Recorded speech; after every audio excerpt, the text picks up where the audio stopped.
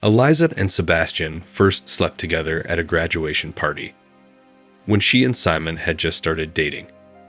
Simon had had too much to drink that night, and a couple of hours after the party started, he was peacefully asleep in one of the rooms. And it was at that time that his best friend and his girlfriend were overcome by an unexpected passion. After what they had done, they both realized what they had done and promised not to remember it in the future and to keep it a secret, especially from Simon. The girl did just that. She erased that night from her life and memory, but Sebastian was not very good at it. He kept reminding her of it, trying to seduce her again. But Eliza held firm, constantly reminding the hapless lover that Simon was actually his friend. One day, several years later, he still managed to persuade Eliza to repeat that experience, after which Sebastian went to serve in the army and stayed there for several more years on contract. The girl breathed a sigh of relief and hoped that Sebastian would settle down somewhere else and never show up in her and Simon's life again. A year later, the young people finally tied the knot of marriage, and soon after, Eliza showed her husband a test with 2 bright pink stripes. 9 months later, Simon was holding a pretty baby girl who looked just like him. The man kept saying that his best friend wasn't involved in the important events in his life. Sebastian couldn't get away from the service for the wedding and was now missing the birth of his friend's daughter. Sure, they continued to keep in touch by phone calls and texts, but Simon missed the live interaction. Sebastian came back into the couple's life suddenly. One day he showed up on their doorstep and announced that his service was over and he was back in town. Simon was overjoyed, but Eliza was saddened by the news. The fact that Sebastian had matured during the service added to his frustration. His figure had become more trim. There was a relief that was visible in the outline under his shirt. Involuntarily, she glanced at her former lover as he took off his jacket. Sebastian noticed her gaze, though he didn't show it. Now the fear that her friend had inadvertently blabbed to her husband about their affair was even greater. When he and his company went out for a party, the woman could not sleep until her husband came home, and she knew that all was well. She was nervous, because everyone knows the simple truth that what goes on a sober person's mind goes on a drunken person's tongue. And Sebastian seemed to be trying to make up for lost time. He kept hanging around Simon and Eliza's house, constantly asking Simon to sit and talk, trying to help his ex-mistress with the baby. In fact, what Eliza didn't trust in this situation was herself. She knew that she had cheated on her husband twice with this man for a reason, and she still felt attracted to him, though she strenuously denied it in herself. Intimacy with her former lover had been so often dreamed of at night since his return that it began to drive the woman crazy. Simon noticed that his wife had become nervous and tense. Eliza was snapping at him over little things, getting angry at her daughter, even though she was still very young. The man thought the whole thing was that the active, sociable wife just tired in the maternity leave, and all the pressure of everyday life on it. After work, he tried his best to relieve his beloved from her worries, took her daughter for a walk or a trip to visit his parents. But so far, none of this has helped. All of her husband's good deeds made Eliza feel worse. She blamed herself for thinking of another man. After all, her spouse was such a good man, taking care of their family and herself. Sebastian molested his friend's wife several times when the friend wasn't looking. He clamped his former mistress in a corner, touching her and trying to kiss her. So far, the woman had managed to pull herself successfully out of his clinging hands, but her whole being screamed and prayed that she would let Sebastian continue. "Stop it," she hissed in his ear, trying to throw his hands off her hips. "Have you lost your head at all?" "Yes, out of love for you." He smiled back at her. "I'll tell my husband everything that you stop. And I that we have done it more than once," said Sebastian. Who do you think he would believe? Eliza knew that arguing in this situation was pointless. What to expect from Sebastian, she did not know. After all, he really could ruin her marriage. With just a few words spoken to her husband, they made love on Simon's 30th birthday. He, like in his student days, could not drink, and again, after a few hours of celebration, slept and had his 10th dream. On this day, Eliza was liberated. She rented a house in the country, invited many friends and her husband. Eliza set a fancy table. There were so many people that not everyone could fit at the table. It was noisy, fun, and Simon had too much to drink for joy. Sebastian didn't miss a moment and accosted Eliza as soon as she left the room where she had put her husband to bed. The woman let her guard down. She drank too much, it went to her head, and she gave herself to her former lover without much resistance. The next day, she saw Sebastian smoking on the porch. He tried to stop her, grabbing her arms, but Eliza lashed out. Once again, she blamed herself for what she had done and for her weak will. "Yes, stop. You were fine," said the man angrily. "Let go. It was all a mistake. Let's forget it, please." She looked at him with a look of despair. "Why do you insist? You liked everything." "Simon wasn't that good in bed," he chuckled. Eliza tugged her hand once more and finally managed to free it. But as soon as they both turned around, they saw Simon standing in the doorway. It was immediately clear from his face that he had heard everything and, of course, understood everything. The man was so angry, but he didn't realize who it was anymore. With a prolonged yell, he threw his fists at his friend and threw him into the snow. A fight ensued in which Sebastian, with his hand-to-hand combat skills, was obviously winning. Simon was possessed by anger, and he struck without discernment. The men pulled them apart, though the brawlers continued to shout nasty things at each other and tried to get out of the hands of the rescuers.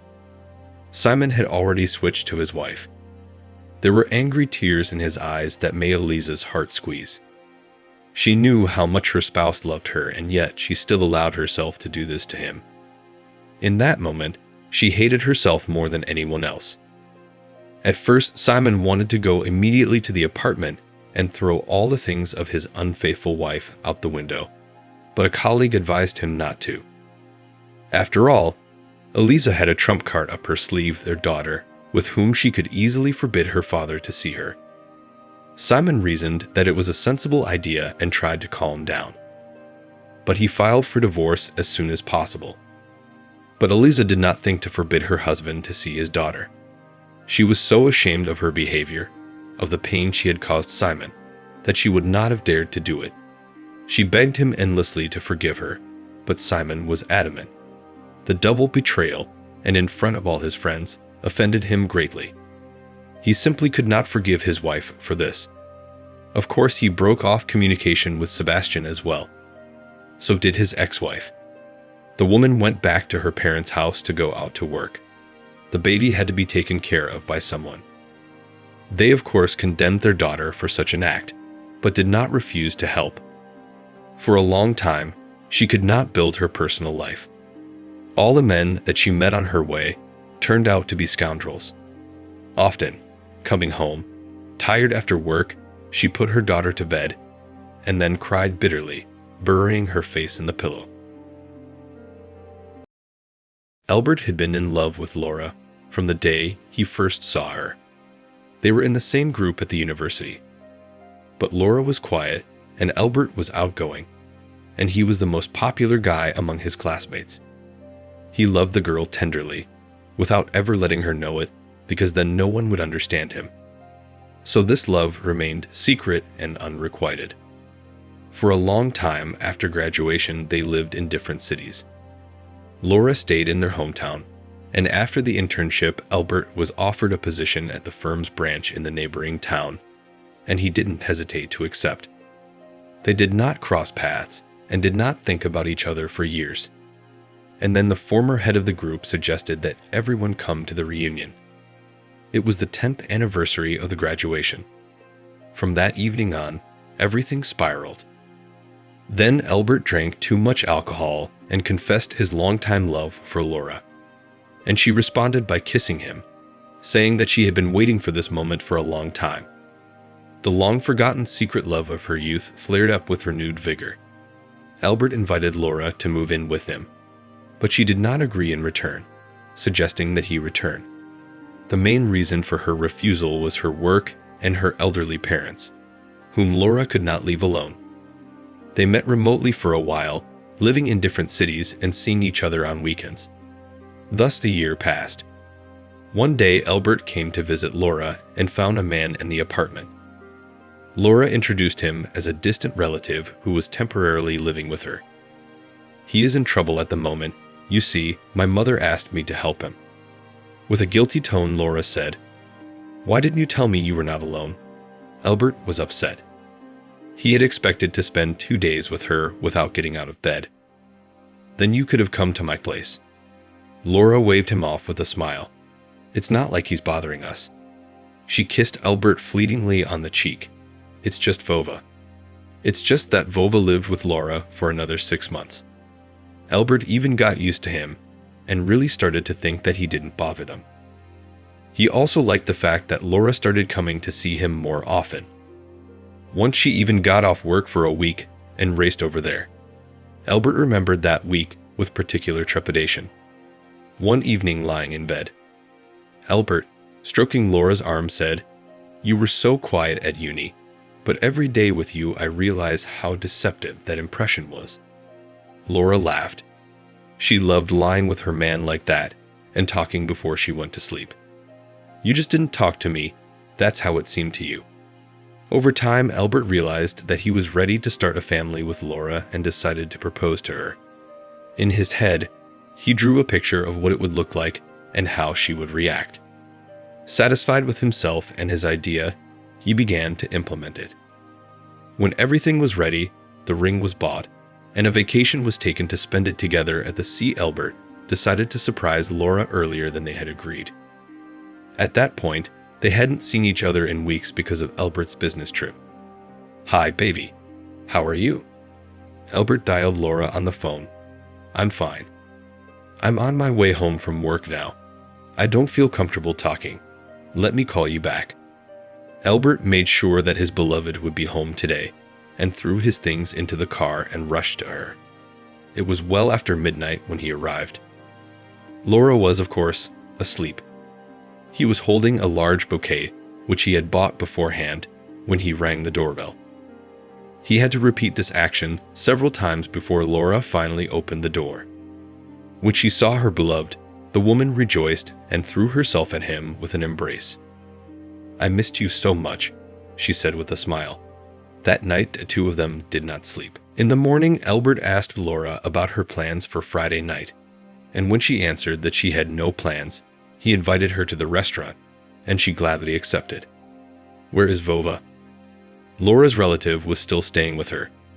"And Vova, he works a lot." The woman hesitated, but Albert paid no attention to it. When you're in love, you close your eyes to a lot of things. Albert was very nervous before the important event that was to come. Friday night was approaching inexorably, and the plan that the man had built in his head began to seem trivial and uninteresting. On Friday, sitting at a table in a restaurant, he practically changed his mind about proposing to Laura, because everything around him did not seem perfect enough. But having pulled himself together, he poured the champagne into glasses, took out a ring and said, "Will you marry me, Laura?" The woman's face changed. At first, she looked frightened, then tears glistened in her eyes. And Laura briefly nodded, holding out her hand so that he would put the ring on her. Happiness overwhelmed them both. During the wedding preparations, Vova finally moved away from Laura. He had to, because the woman still agreed to move in with Albert in his city and sell her apartment. Preparations were in full swing, with only a month left until the wedding. Albert was already so used to traveling between cities that he couldn't believe it would soon come to an end, and Laura would be living with him as his wife. It pleased him so much that the mere thought made him blossom and smile. The weather was bad that day. The road was hard for Albert. He was angry and very tired. He parked the car in the yard of Laura's house and went up to the apartment. Throwing the keys on the shelf, Albert went inside. In the room sat a crying Laura. "Darling." Albert forgot his troubles and hurried over to her. "What has happened?" "I have a confession to make." "Confess what?" The man was perplexed. The next phrase came out of the blue. Upon hearing it, Albert understood the winged expression about how words can hurt, and some can cause great pain. I cheated on you. I want you to know it from me. I can't lie anymore. Vova is blackmailing me. You cheated on me with your relative. Albert felt dizzy.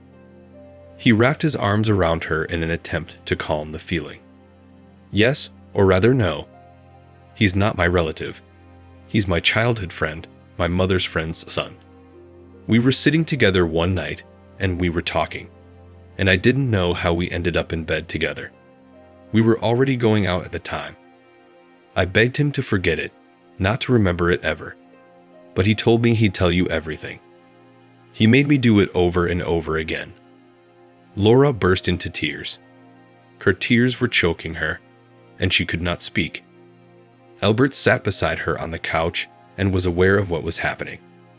The situation was twofold.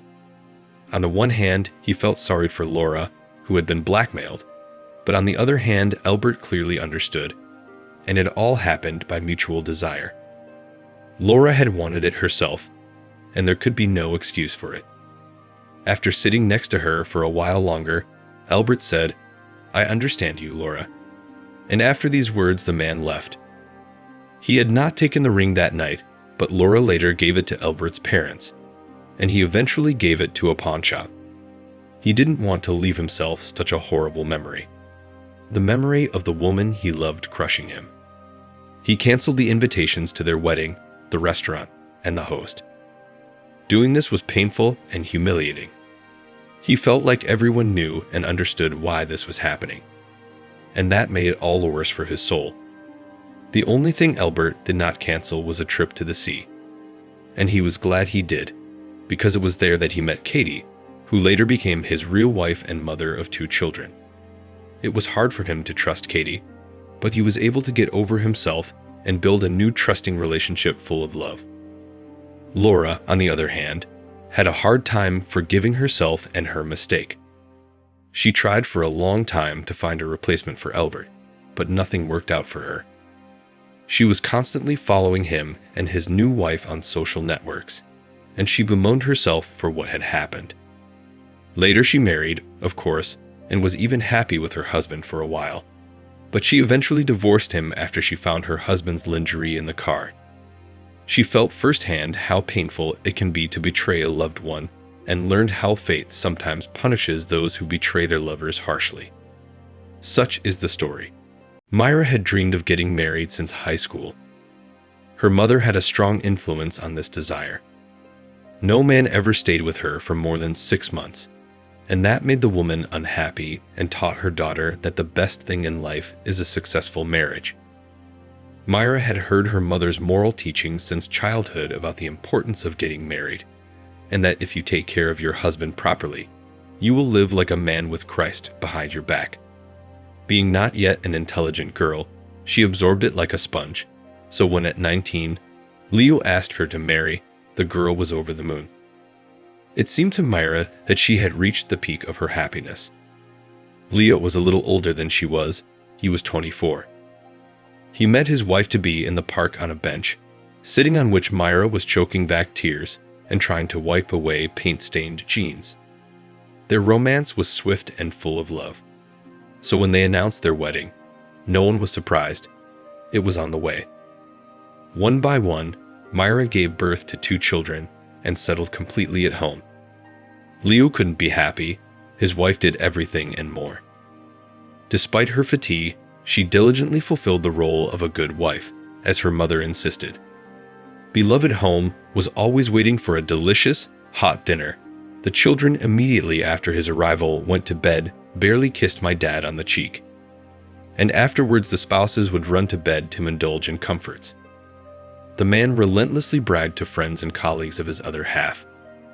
In conversations with them, Leo always called his wife his better half, and the men sincerely envied him.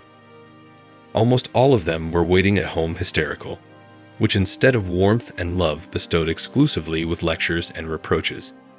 When her son turned 5 and her daughter 3, Myra had a chance to go to work, but for this it was necessary to get another crust. At one time, she graduated in economics, and after 6 months of work in the firm, she successfully went on maternity leave. After 5 years of endless maternity leave, the woman desperately wanted to go out. She had never admitted it to anyone, but in fact she was tired of family life. She was tired of being a servant in the house, of wiping snotty noses and smiling happily at Leo when he came home. She secretly followed the lives of her high school and university friends, who thoroughly enjoyed their youth, partying, and socializing with each other. Myra's socializing, on the other hand, was limited to the other moms on the playground, and Leo and the kids. Secretly from her husband, she still decided to take a course and go to work after it. It was there, in the training center, that she met him. Jake was teaching them accounting. Myra fell in love with one handsome man as soon as he entered the classroom. Jake also paid attention to the pretty Myra, who was sitting at the first desk, and listened to him avidly for the entire hour and a half. After class, he caught up with the student outside, and a conversation ensued. It was a Friday, and all weekend, Myra could not get away from the thought of the teacher. She herself did not realize how their romance began. Love swept over her, so that at times she forgot the existence of her husband and children. After her lover showed up, she forgot to cook dinner for the first time in years of marriage. When Leo returned home and saw nothing on the table but an empty candy cabinet, he was extremely surprised. His wife, who had actually been chatting with her lover on social media all day, referred to a terrible headache. That was the first bell. 3 weeks later, when her son got sick, Myra had to admit to her husband that she was going to school. The man was surprised and grumbled, but he accepted his wife's decision and asked his mother to help with the grandchildren. And while her mother-in-law started her and Leo's children, Paula drowned in Jake's arms. Suddenly, the changed behavior of his wife began to alarm Leo. Every now and then Myra could not cook dinner, began to oversleep in the morning, and as a consequence, did not have time to prepare her husband to work. Not to mention spousal duty. Leo forgot the last time he had touched his wife in bed. He was angry, but silent. Resentment boiled over in him. A good mood was out of the question.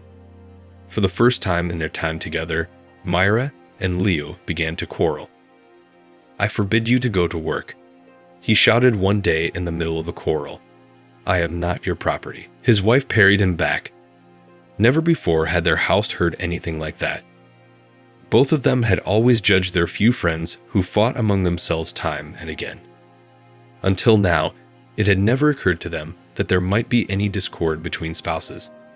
Their relationship was nauseatingly perfect. Study time was coming to an end. Jake and Myra realized that it would be much harder for them to see each other now. Several times the woman brought up the issue of her leaving her husband and living together with Jake. But he didn't show any enthusiasm, and she didn't talk about it anymore. With her head, she knew that she couldn't count on anything, because they were only lovers, and, in fact, she knew absolutely nothing about her lover. Maybe he even had a family of his own. Of course, she didn't want to go back to her old life, with a husband she no longer loved. But she couldn't go anywhere from Leo either. She needed help with her children. There was no way she could raise them alone. She found out about her third pregnancy by accident and too late. Before going to work, she had a medical examination, at which the gynecologist solemnly congratulated her on the future addition to the family. Right in the chair, a woman fainted from this news. When she came to her senses and heard that the pregnancy could not be terminated, she sobbed in the corridor of the clinic for several hours. Everything frightened her in this situation, especially the fact that she was almost 100% sure that the future baby had nothing to do with her husband. For the rest of the week, the woman was tormented by the thought of having to admit her situation to both of her men. As she pondered what she should do, which one Leo or Jake to start confessing to, chance decided everything for her. When she came home from the hospital that day, Myra mechanically shoved the ultrasound results folder into the drawer along with all the other documents. Never before had it occurred to Leo to look there himself. Usually he always enlisted his wife's help. But after another argument, he was so angry with Myra that he didn't want to talk to her and reached into the ill-fated box himself. The first thing he saw were the ultrasound scans. He ran his eyes over the document describing the pregnancy. My husband smiled and wondered which one of the children belonged to the pictures of his daughter or son. And when he saw the date of the study, he was stunned. On stiff legs, he walked to his wife and handed her the sheet. "What is it?" he asked. Myra's eyes filled with tears. She had never been so frightened. I am pregnant," she mumbled. Leo suddenly smiled, picked her up, and held her tight against him. The caressing words poured out of him in torrents, and Myra continued to cry. Suddenly, a sob burst from her chest, and she cried out, "He is not yours. I do not love you." She broke free from her husband's embrace and huddled into the sofa cushions. The man slowly got to the meaning of what was said, and when finally he got it, he became angry, throwing himself at his wife with fists, but stopped in time. Myra sobbed harder than ever. Who is he?" shouted. The man pounded his fist on the wall. His wife told him everything. That night, Leo packed up and moved out of the apartment. Later she told everything and Jake, but he, hearing about the situation of the mistress, pressed his lips and coldly said that the child he does not recognize. "Myra, I have a family," he tried to explain. "I have no use for your child. Get together with your husband. Raise it somehow." Myra was sickened by what she heard. This was something she had never imagined. Both men had left her, and her worst nightmare was beginning to come true. She was left alone, but with 3 children. The pain and resentment made her want to howl. The cheater couldn't imagine such an outcome and didn't want to accept her new life. Leo helped with the children as much as he could, but that was all Myra could count on. After the divorce, she stopped communicating with her. Even her own mother and the woman had to pull her children by herself. Coming home after work, she collapsed with exhaustion and cried into her pillow out of helplessness. Her fleeting passion burned out all the living and family around her, leaving her alone in the ashes of a once happy life. In the morning, Glenn awoke to warm kisses. His wife, Mary, sat next to him in bed and smiled softly. "Good morning," she said. "You were sleeping so sweetly." Glenn stretched out in bed, turned and pulled Mary to him. Today promised to be a busy day. Glenn had to take Mary to the train station in the morning after he drove to work, and in the evening he would meet some friends. "Remind me when you'll be back," asked the husband. "In 3 days. Today we have a work meeting, an acquaintance, and tomorrow a conference," answered the wife, packing the last things for the trip. Despite the fact that she was only going to a neighboring town, for several days the suitcase was full of outfits and shoes. Parting was hard for Glenn, and it made him nervous this morning. "I'm going to miss you." Mary came up behind him, put her arms around him, and dabbed her nose on his neck. The drive to the train station, goodbye, work, the day flew by in an instant. The phone kept vibrating and blinking, because there were social media messages and pictures coming from Mary. This one showed her room, the view from the window. Another photo was of a restaurant she and her coworkers went to for lunch. Glenn knew literally everything about her movements, where she would eat, what street her hotel was on, and where the conference for which her firm had conceived this trip would be held. Glenn was on his way to a meeting with friends. At that moment, the phone blinked again and made a short beep. Mary sent a text saying that she had arrived at the hotel and was very tired, so she was going to bed and was turning her phone off. Glenn sent her a gentle message back and said goodnight and put the phone in his pocket. Hi. His friends Nikita, Igor, and Demo were already waiting at the entrance to the bar. Everyone shook hands one by one. How are you, Glenn? Today, you are finally free from your wife restraining you? Dima asked, and the whole company laughed. Unlike Glenn, All the guys were free. At the bar, they sat down at a table and ordered a drink. "Glenn, give us a smile. It's been 100 years since we've seen each other, and you sit there like at a funeral with a sad face." Nikita reproached his friend. "I can't. I miss Mary. At least now get behind the wheel, otherwise we should have taken the weekend off and gone together." The friends looked at each other and sighed together. "You're so boring." After sitting for another 15 minutes without touching his beer, Glenn was determined to drive to Mary's other town and surprise her. After saying goodbye to his friends, he hailed a cab and drove home, where his car was parked in the driveway. He was so inspired by his deed that getting behind the wheel of his own car, Glenn flew as if on wings to meet Mary. Some 200 kilometers separated him from her. The man drove along the empty highway, where signs flashed on the side. As he approached the city, Glenn slowed down and turned on the navigator, writing the address of the hotel where his wife was staying. "Turn left in 20 meters. End point," the navigator said in a mechanical female voice. Glenn found himself in front of an expensive hotel in the center of town. A smiling girl met him at the reception desk. "Good evening. How may I help you?" she asked politely. The name tag on her chest read Vera. "Vera," Glenn addressed her. "I came here to surprise Glenn. She's staying in room 278. Please tell me your wife's name, and we'll compare notes," she smiled. Glenn gave his wife's first and last name. The receptionist said something on the computer in a concentrated manner. "I'm sorry. I don't want to upset you, but another person lives in this room. There is no one with this information registered at our hotel at all. I'm sorry." Glenn went pale and felt that the ground was slipping from under his feet. Grabbing the counter so he wouldn't fall from his dizziness, Glenn asked, "What do you mean no one is registered? Check those names too."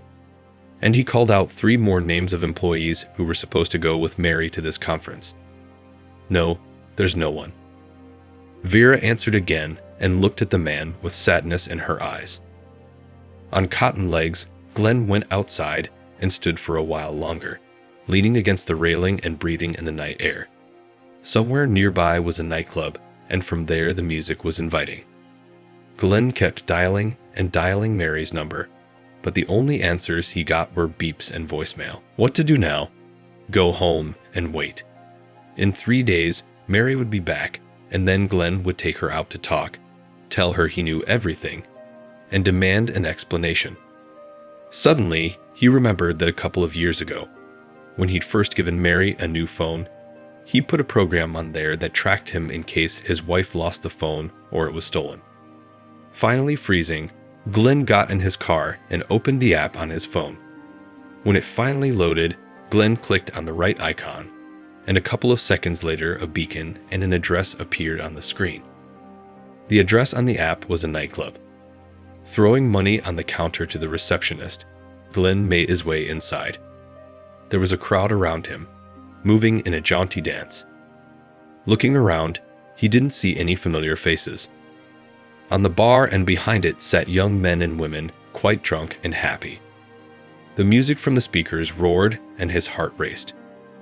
For a moment, Glenn thought one of the girls sitting on the bar stool was his wife. As he made his way through the crowd to where he thought Mary was sitting, Glenn saw her. She was wearing a bright dress, one strap of which fell off Mary's skinny shoulder. She sat on the counter, spreading her legs as wide as her dress allowed. On a chair between her legs rested a man Glenn did not know. Mary laughed, and the man stroked her thighs and looked at her lustfully. The woman leaned toward him and kissed him. Their kiss lasted a long time. It seemed like an eternity to Glenn. Breaking away from the man, Mary looked up and saw her husband. Putting the matching strap back in place, she deftly jumped off the counter and flew over to him. Her face reflected a range of emotions and tears welled up in her eyes. Mary covered her mouth with the palm of her hand. Tears welled up in her eyes and streamed down her cheeks. Glenn looked at it and could not believe that even this morning he had happily escorted her here to her lover himself. Mary reached out her arms toward him in an attempt to touch him. Glenn first recoiled, and then, without controlling himself, grabbed her by the shoulders and shook her. Why? His cry was drowned out by the noise. He didn't wait for an answer, so he turned and left. His ears were still throbbing with emotion and loud music. Home he goes home. Driving out of town and sinking the pedal to the floor, Glenn turned on the music and sank into heavy thoughts. He could not believe that his beloved wife, Mary, had betrayed him just like that. The next morning, Glenn gathered all her things. He collected all the gifts he had given her, and that she had given him. All the things he bought together for the house, the books his wife liked to read in the evenings after work. It all ended up in a big box labeled junk. Going downstairs and opening the door to the street, the first thing he saw was Mary. A little further away was the car behind the driver's seat, which had been returned by the man from the club who had clamped her and whom she had kissed so passionately tonight. For a minute, they stared into each other's eyes. Mary was clutching her purse and Glenn had a box in her hand. "Take your trash and get out yourself." Finally, Glenn squeezed out and threw the box at the woman's feet. Things were scattered, and lace underwear was left lying on the pavement near her feet. Mary rushed to collect everything, and Glenn closed the door behind him with a feeling of a new lightness, not yet familiar to him, and went back to the apartment. Having relieved himself of the heavy load, he felt much better. The ex-wife wasted no time, and on the same day, she had already left her things in her lover's rented apartment. She was in no hurry to remarry. She was afraid to scare the man away. So they lived together for about 6 months, and then her lover began to treat Mary like a servant. Just serve, bring in the laundry, and no thanks or kind words in return. She tried to fill their relationship with the same warmth she had with her ex-husband. But this man was very different. He only wanted to receive without giving anything in return. Then he began to raise his hand against her, so much so that Ira was no longer comfortable with short dresses and open clothes. She was careful to hide her bruises from those around her. Her mutual acquaintances had already turned their backs on her after hearing Glenn's stories. Now she didn't want them to know what she traded her happy marriage for. And when, after another argument, she ended up in the hospital, it was her parents who swooped in and took their daughter in. During her rehabilitation, she cried for a long time. Finally, she realized that she had made one of the biggest mistakes of her life. So that's the story. Share in the comments what you think about this situation and the behavior of the characters. My wife and I lived soul to soul. Even if there were quarrels, it was over nothing. One day, for instance, she was offended that she forgot to wish her mother-in-law a happy birthday. I'd, of course, corrected myself, sent her mother a bouquet with a courier, and his wife placated with new earrings. Henceforth, we agreed to remind each other of important events. But the fairy tale always comes to an end. It all happened at the beginning of summer. I came home when my beloved was setting the table, bustling. I look, and there are 3 dishes on the table. "We're waiting for someone," I asked. "Seriously, just the other day my 3rd cousin wrote me a letter. He said he'd be passing through town. I asked him to visit me. He should be here any minute," my flushed wife replied. "I don't remember you ever telling me about him." "Do you have any pictures?" I asked. "I'm going to the bathroom." "Yes, I'll look in a minute," she said. She leafed through old photo albums for a few minutes, scrutinizing the photos from my childhood, and then concluded, "Listen, it looks like my mom has them. I can't find anything." "Oh well, I'll show them to you sometime. You go ahead and sit down at the table." At that moment, the doorbell rang, my wife opened it, and on the threshold I saw a tall, shoulder-length guy. He looked about 10 years younger than we were. "Sergey," I extended my hand to him, inviting him in. Stas shook my hand in return. My wife fidgetily took off his jacket and showed me where the bathroom was. On the table already smoked her signature fried duck. In a misty decanter flaunted Naluka. "Well, to the meeting?" I asked, filling the shot glasses. My guest did not refuse the offer, and from the conversation with him, I found out that he worked as a manager in a construction firm. During the entire conversation, my wife kept an eye on him, looked at him, smiled, and remembered to give him a refill. He stayed the night at our place. It was rude to send him to a hotel so late at night. In the morning at breakfast, I offered Stas a ride. "Thanks, but I'll take a cab." "I still need to find a place to stay," he replied. "And why look, maybe Stas will stay," my wife asked me. I did not see anything wrong with her brother staying with us, and I agreed. One of the days he was staying in our apartment, I came home earlier than usual. In the hallway, I came across Stas with a naked torso, who quickly reached out to me and followed me into the bathroom, while my wife at the same time locked the bedrooms. I knocked my sweetheart about it. "How can I come in?" "Yes, Suryosh, I just decided to change my clothes. I got a little dirty while cooking dinner," she answered. After a few minutes, the door opened, and she chirped, "How nice of you to come home early." Stas is also already back. "Now we'll set the table and celebrate." "Do we have an occasion?" "Yes," she answered.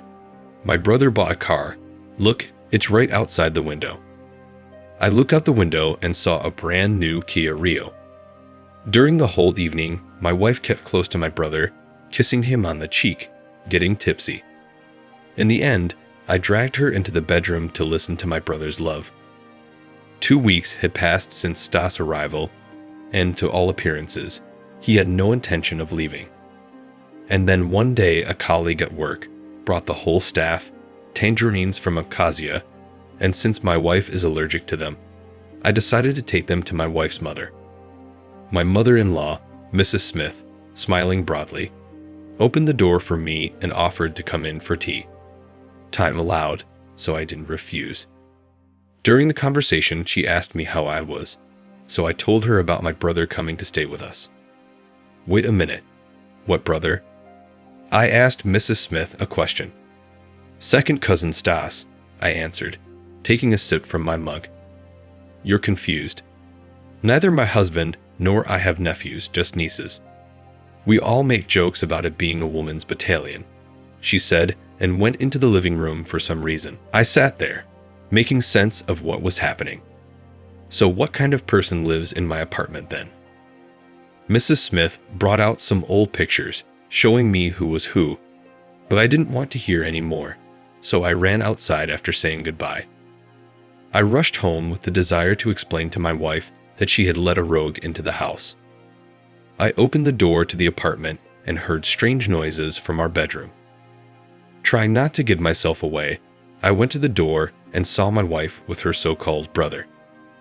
I grabbed her by the hair and pushed her into a corner. Stas got in my way and got punched in the jaw. I threw his clothes at him and told him to get lost.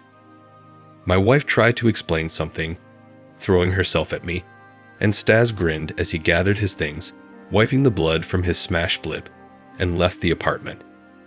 I folded my wife's suitcase and put her out in the stairwell. My wife was screaming at the door, trying to justify herself, but I didn't want to listen to her at that moment. Then she started watching me every day, begging me to talk to her. I still gave her a chance to speak, but my hatred for her did not go away. It turned out that the wife took a loan and gave the money to Stas, so he could buy a car. And they met on some forum and corresponded for a long time. And then he made up a cunning plan to meet me in person, and he played the whole show in front of me. And apparently, he especially enjoyed seeing me looking like a fool and not suspecting anything. My wife wiped away my tears, trying to make me feel sorry for her, saying that she was sorry for everything, and that she loved me. But I told her again to stop following me and get out of my life forever. I still don't understand how she agreed to this whole show and what she was counting on in the end. Another, no less interesting story happened with Jessica and Fabian. Jessica and Fabian had been married for 5 years. They were both in their early 30s, hadn't had children yet, and neither of them really wanted to. Jessica, though she hadn't worked in the usual sense of the word for a long time, still couldn't imagine herself locked up at home. She was now living her life at ease, going out with friends and relaxing a lot. Occasionally, she took on some graphic design commissions via the internet. But the main breadwinner was, of course, her husband. Fabian worked in a real estate agency, and in good seasons he earned more than enough. He was a rather conservative man, not particularly fond of surprises. He liked it when everything in life was predictable and under control. However, one day an incident happened to him that showed him the difference between just unexpected surprises and really bad ones. Fabian had a close friend whose name was Frederick. He saw his friend often, and at a certain point Fabian began to notice a change in his mood. He became very cheerful and smiling, and Fabian realized that he had found another love. Frederick had been married for a long time, but they had a complicated relationship with his wife. She was the daughter of wealthy parents, and it was very difficult for a friend to achieve her favor. His wife's influential parents had entrusted him with the management of a family business, and now he was living in complete luxury, enjoying a rich life. But he did not really love his wife, so he secretly dated girls who attracted him. He had been seeing his last mistress for a long time, but now he could clearly see that another adventure was upon him. He was very lively and pleased with himself. Fabian had never been interested in who he was dating, and Frederick himself always hid from his friend and his wife as a precaution. If she found out about his affairs, he would be in trouble. And this time, Fabian also had no desire to know the details. But life is complicated, and he learned them completely by accident. One day, Fabian was at work, and he had to meet a client in a cafe. Normally, he would make an appointment at a cafe near his office, but this time the client made the appointment himself, and it was very far away. The man left in advance so that he would not be late. When he arrived at his destination, he chose a quiet spot in the room so that he and the customer would be less noticed and waited. He sat and looked out the window, watching for passersby. Then he saw a familiar car pull up in the parking lot. It was a Frederick. He got out of the driver's seat and went to open the front passenger door. Fabian knew immediately that his mistress was sitting there because his friend was smiling and rubbing his hands together before he opened the door. Fabian knew that Frederick's wife was now out of town on business, so only his new mistress could be sitting there. Fabian moved a little closer to the window to get a better view of the girl. Frederick opened the door and held out his hand. A woman's leather-gloved hand appeared, and then his Jessica emerged from the car. Fabian was in a stupor. At first, he didn't understand why his friend was driving his wife here. But all his questions evaporated when Frederick put his arms around Jessica and kissed her on the lips. For a couple of seconds, the woman responded to the kiss and then pulled away, looking around. She was afraid of being seen, but it had already happened. The husband had already seen everything he needed to see. Of course, the man was depressed. It seemed to him that nothing in their married life indicated cheating. Everything was as usual, no quarrels or scandals. It seemed to him that they had a perfect understanding. But apparently his wife was good at pretending. Fabian thought they would go into the cafe, but they went the other way, and her husband remained sitting in his seat thinking about everything he had just seen. The meeting with the customer went taut because the man couldn't concentrate as he drove back to work. He was thinking hard about what he should do. He bought hidden cameras, installed them in his bedroom and living room in his home so that no outsiders could see. He took some time off from work and told his wife that he was going to work in another city for a week. He hoped that he and Frederick would spend time at their home and he could get the cherished proof of infidelity. His wife reacted positively to the news of his spouse's departure, and he was encouraged by it. He hoped his plan would succeed. On the appointed day, he left home with a suitcase. The man decided not to stay in the city, but to really go away to rest and gather his thoughts. He went to the recreation center to spend time to his advantage. All week his wife hardly called him, and he didn't bother calling her either, hoping that he and Frederick would meet at least once at his and his wife's apartment. A week later, Fabian returned home. Jessica was in great spirits. Apparently, she too was having a good time with her own body, and Frederick was helping her do it. Fabian waited until he was alone and began to watch the camera footage. The man's instincts were right. Frederick did come to their house, and more than once. The husband did not look through the whole recording, he just reviewed some of it. On the whole, it was clear from the footage. The man was gloating. He needed evidence to pay back his former best friend and his unfaithful wife. Fabian was acquainted with Frederick's wife's father and herself. They had consulted with him a couple of times about commercial real estate. He still had contacts, so Fabian sent a copy of the camera footage to both his father-in-law Misha and his wife. He also left a copy for himself to give to Jessica. The scandal broke out the next day. The wife's phone rang. She saw the incoming number and visibly tensed up. She didn't feel comfortable talking to this caller in front of her husband, but curiosity overcame and she answered. She was silent for a couple of minutes, and then she turned pale and looked at her husband. At that moment, Fabian realized that it was definitely Frederick who had called, and who had told her that her husband knew about their affair. The woman hung up, not taking her eyes off Fabian. He, in turn, was wildly ecstatic that he could finally knock his unflappable cheating wife out of her equilibrium. Jessica began to sob. She tried to pin the blame on Frederick. She said that he forced her to sleep with him, that he was a tough, cunning man. She said all this very convincingly, and Fabian might even have believed it. After all, she was crying and looking at him very sincerely. But the woman was unaware of one very important detail of the whole situation. Blaming her fault on his friend, she had no idea that her husband had seen them together, and she was not like she was forced to be around him. Fabian told her this, and she immediately had a change of heart. It was immediately clear from her running eyes that she was trying to come up with a new version of what was going on, but nothing came to mind, and she just kept sobbing in frustration. Then Fabian began to call Frederick. The man answered the phone, but didn't listen. He simply asked where such a despicable man got the conscience to try to explain his horrible act. Frederick could answer nothing. Further events unfolded as usual. Frederick began to have real problems with his wife and her in-laws, and consequently with his permanent job. After the revelation of his act, she threw him out of the house with only a suitcase. He came to his wife for days and rolled at her feet so she forgave him, but the woman was adamant. Jessica's cheating husband did not kick her out so harshly at first, but he made it clear to her to look for a place of her own at short notice. Fabian was not going to give her a penny. Jessica cried and begged her husband's forgiveness all the time. She said it wouldn't happen again, kept saying it wasn't her fault, and that the whole situation was Frederick's fault.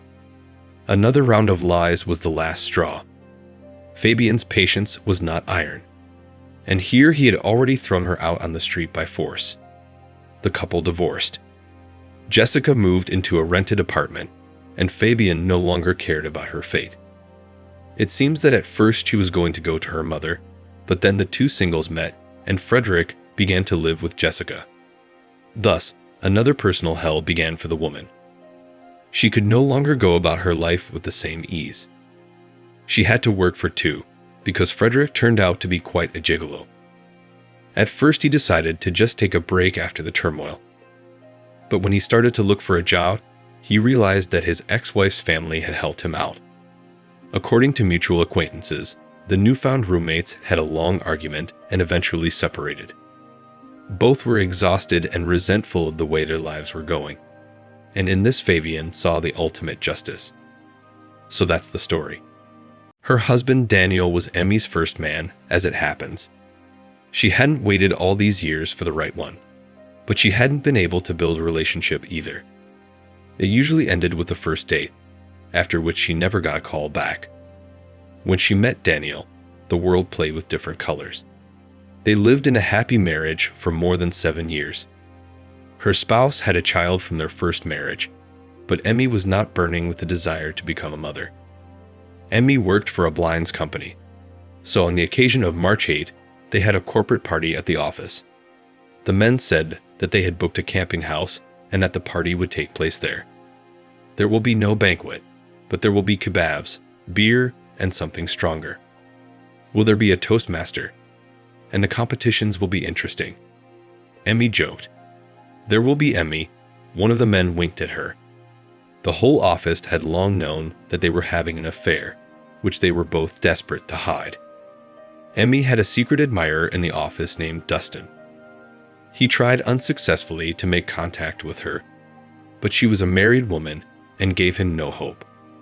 Despite all the charm of Dustin, she felt that she could not afford to cheat on her husband, because it is not fair.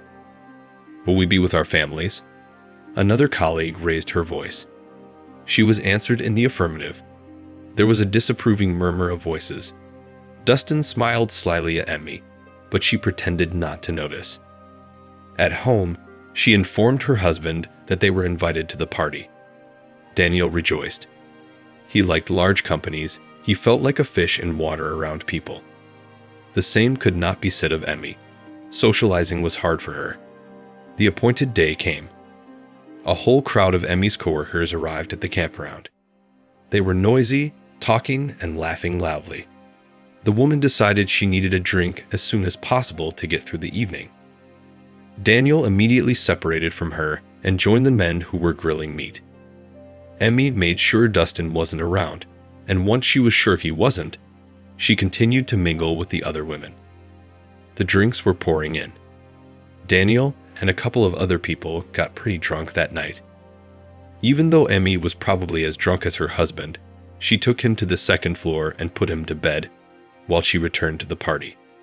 Dustin immediately joined her. He smelled strongly of beer and tobacco smoke. The smell was mingled with his cologne, and Emmy found the mixture pleasant. "What do you want?"